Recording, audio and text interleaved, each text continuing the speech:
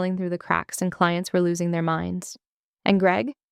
Greg was in full-blown denial, blaming everyone, the developers, the project managers, the support staff, anyone except himself. Then the client requested a meeting with management. An executive asked a simple question. Who replaced him? Nobody had an answer, because there wasn't a replacement. Greg panicked. He started micromanaging, shouting, and threatening people. The atmosphere turned toxic. People started quitting in waves. By then I had landed a new role, better pay, better environment. I thought I was done with the drama. Then I got a random call from someone at the client's office. They asked me where I was working now. Until Jake called me a few weeks later, he said, "Dude, the client is shopping around." My stomach dropped. This client was the lifeblood of the company. If they left, the whole ship would sink. Everyone started trying to stop the bleeding. Everyone except Greg. He was still insisting everything was fine. But then the hammer dropped.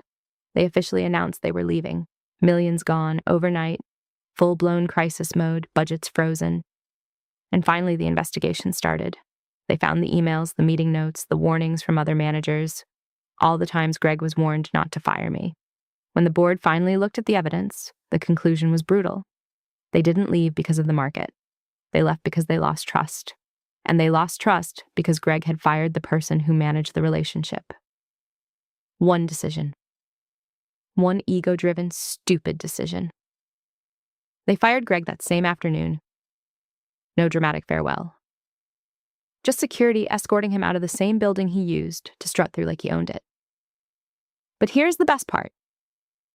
Greg lived for his reputation. Instead, he became the guy who cost the company the $1 million account. Within a year, the company was bought out and it essentially ceased to exist. Everything he tried to control slipped right through his fingers. The funniest part?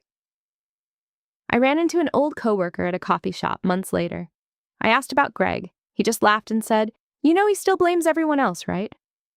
Of course he does. Some people would rather lose everything than admit they were wrong.